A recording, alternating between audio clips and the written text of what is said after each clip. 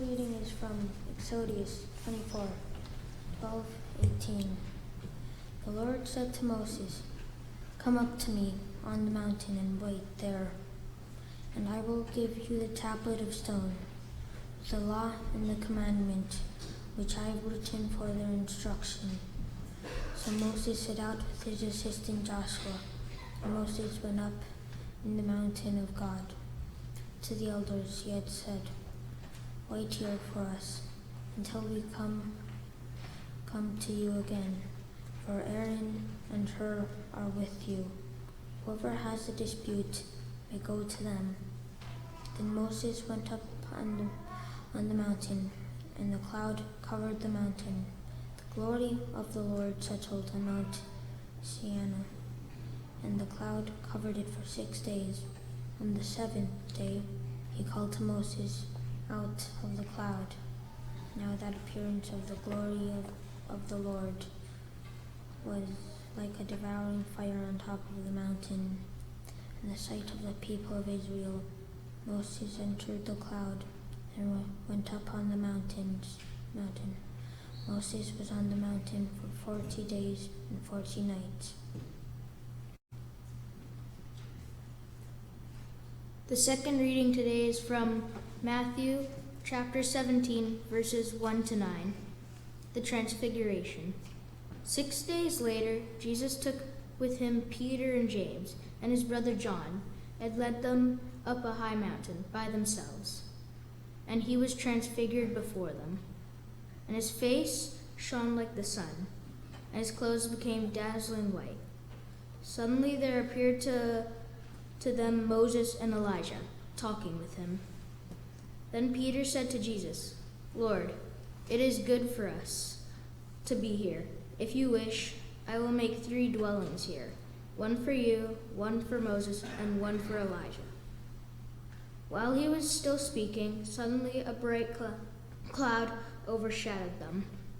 And from the cloud a voice said, "This is my Son, the Beloved. With him I am well pleased. Listen to him."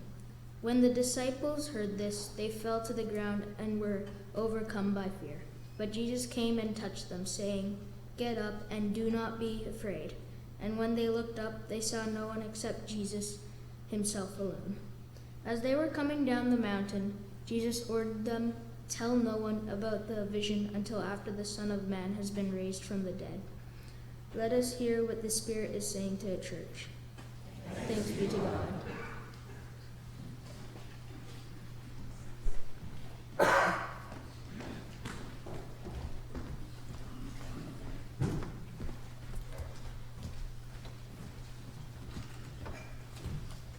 Will you join me in prayer?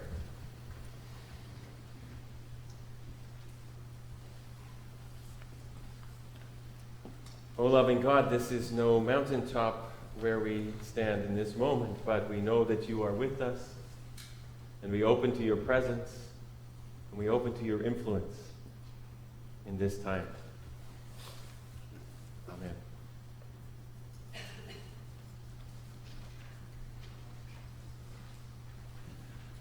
We woke up one morning a little while ago, and Trina said to me, "Is there smoke coming over the house?" We looked out the bedroom window, and there was this cascade of what looked like smoke just kind of falling off the roof of our house and into our backyard. It was the most amazing sight. Fog literally pouring off the rim of the eave.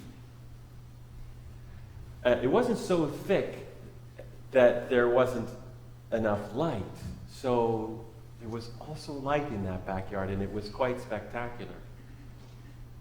Early in the morning, before the fog is rubbed out from behind the eyes, the fog drifts over the house and sets the perfect mood for the writing of a sermon for Foggy Sunday. You thought it was Scout Sunday, didn't you? Yeah. You didn't know that it's Foggy Sunday. Well, I didn't either, actually, but I just made that up. But it should be considered foggy Sunday, given the amount of fog that is in the scripture readings for today. Like I said, there's Moses, right? On the top of a mountain, gone up to be given God's instruction. And they have finally, this is the people, have finally made it to Mount Sinai. And this is the priest's account of what happened there. And it's described like this light and sound show with fire and the whole thing. There's a cloud, there's a booming sound, there's fire. Moses is called to go right into the middle of it. I can't imagine what that would be like. And years later, when the story is told and retold around the campfire, it is happening up there. But Moses was never the same again. And then there's the Matthew story that writing years after the events took place that he's writing about, telling the story that had been passed on to him of the time when Jesus took his friends up the mountain. And here's the fog again, and the booming sound again. No fire this time. But the appearance of foggy figures. Who's that? And it's kind of frightening. And they too come down. And as the story is told later, as people look back on it, they said, you know, they were never quite the same either. And while we remember and repeat this story, all begins, it is hard to know what to make of it and what it might have to say to us. But if you look at the sweep of the whole story of Matthew, the tale of Jesus' life and ministry in the Gospel of Matthew, you will discover that this story is smack dab in the middle of it. And it's kind of a hinge story. Jesus has been teaching and healing up to this point with only kind of minimal opposition from anybody. But now, as the story says, he began to make it clear to the disciples that he was going up to Jerusalem and there to suffer much under the elders and chief priests and doctors of the law and be put to death and on the third day rise. This is before they went up the mountain, he said this. And then on the mountaintop, Peter and James and John share this experience that changed them. And then in the last half of the story, so up on the mountain, things shifted.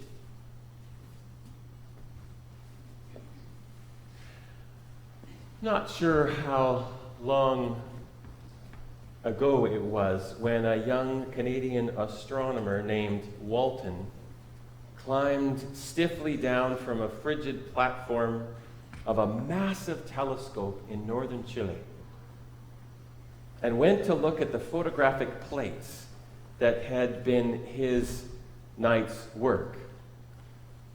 And he looked, and sticking out there like a sore thumb,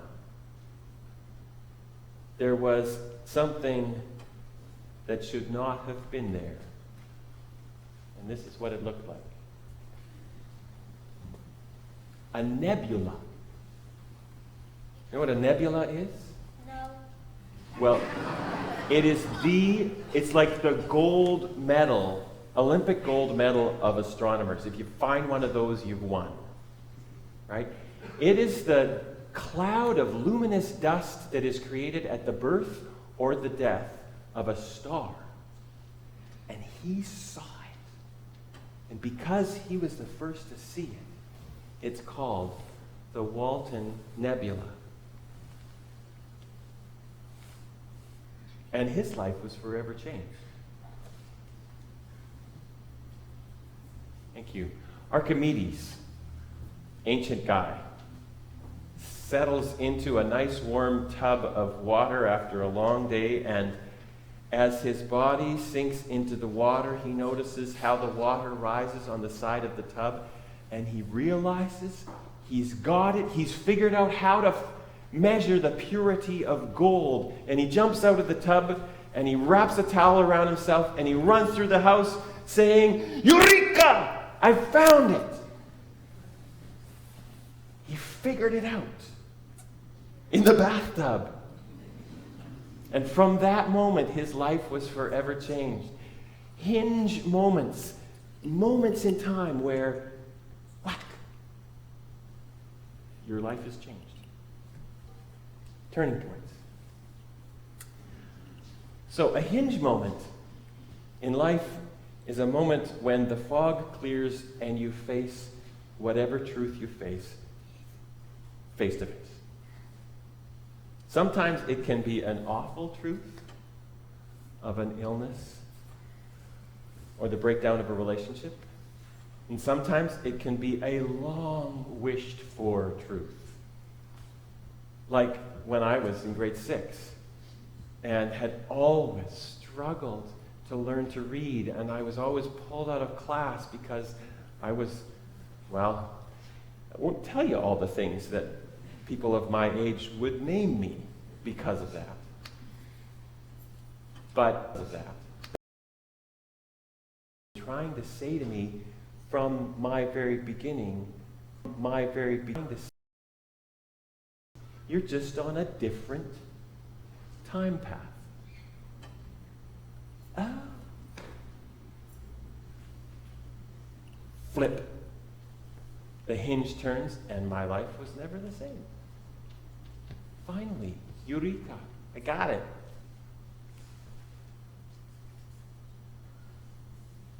Hinge moments are also often decision times.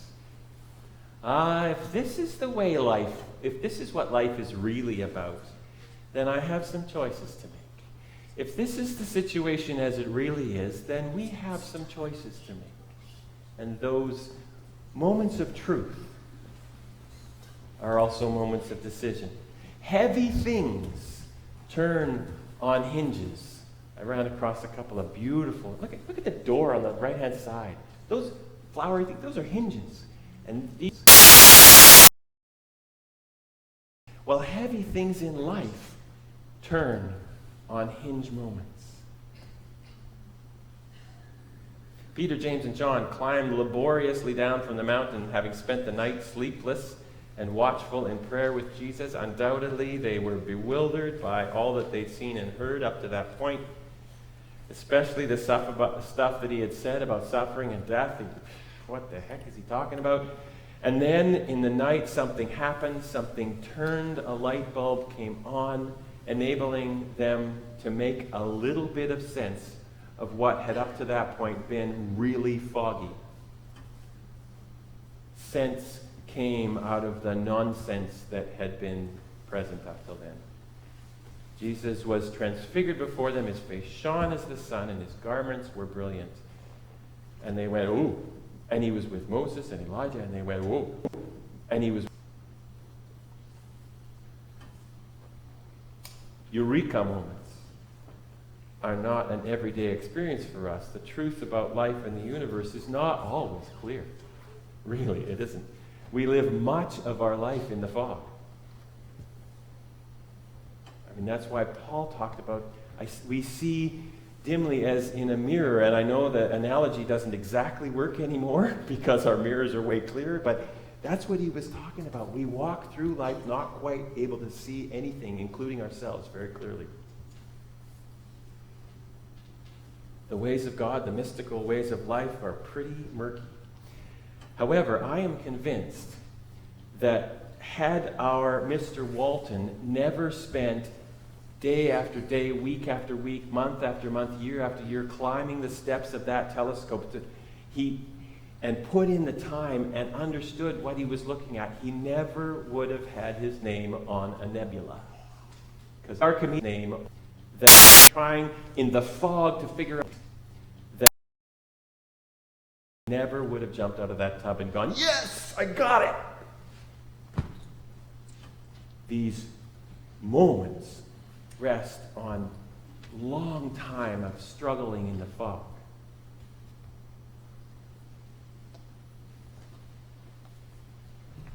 likely I would not have come to the realization that I actually can learn had my parents not doggedly insisted on telling me I could for years after years until finally it sunk in.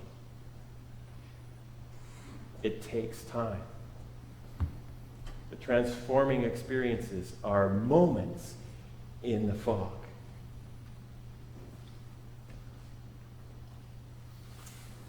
While Trina and I were away the last couple of weeks, we were as diligent as we could be about turning on media and just being fully present where we were and not looking at our emails. Sorry about that, folks. But there was one news item that penetrated that resolve, and that was the news item about the blockades in the Wet'suwet'en and across the country. And it felt like we were out of the country just as our generation was going through our Oka, our moment of crisis. And there's plenty of pain to go around in that situation. And I hear and take seriously the farmer who can't get grain to market, and the unexpected layoffs in the rail industry and other industries, and the effects of the slowdown on our economy. And I hear and take seriously the voices of Indigenous people who simply stand on their traditional land and say no. And I hear and take seriously other Indigenous voices who say, actually, yes. And then I hear the cacophony of people who stand with any of these parties and political agendas that some of them carry. And frankly, there is a lot of fog for me. Sure there is for you. It's pretty hard to see in this moment what is true and what is durable and what is loving.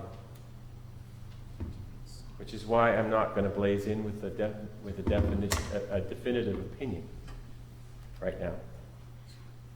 But what I do believe is that we are at a potential hinge moment. Yeah, we're in the fog. Are you used to that? I certainly am. But we are at a potential hinge moment. We are at a moment when there is truth to be found somewhere in this fog.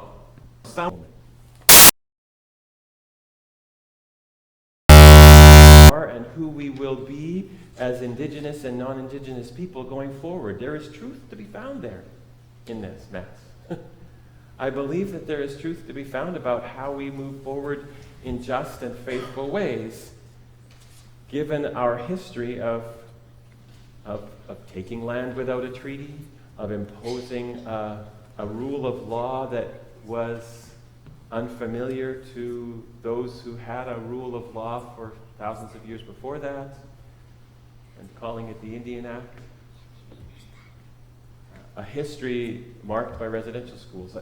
There's a lot of history that creates a lot of fog. And in all of the fog of this situation, I believe that there is a transformative truth to be found. But for the fog to clear on it, we are uncoercive dialogue that will ask a lot of us.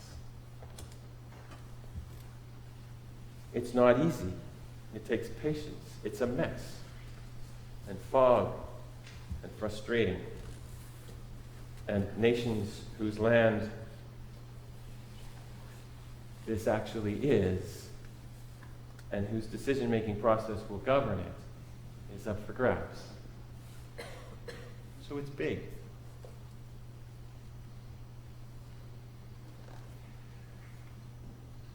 And I'm not going to give you the answer, because I don't see it. Too much fog. Talking about the transformation of our way of seeing, though, as we sit in the fog, And it can happen. Occasionally the fog breaks and there is light and we see clearly what had been confusing before. It happens. It doesn't come easily or glibly. It often does not come conveniently or even painlessly, nor hardly ever according to our schedule. And not, I believe, if we are not willing to seek and stay open. And that's what the season of Lent is about, into which we move this week. Seeking, searching, pondering, scanning the skies for clouds of shining dust at the birth of a star, puzzling over the scriptures, puzzling, redoubling our search for what is holy and what is whole. That's the path ahead. That's the way through the fog. That will show us who we will be.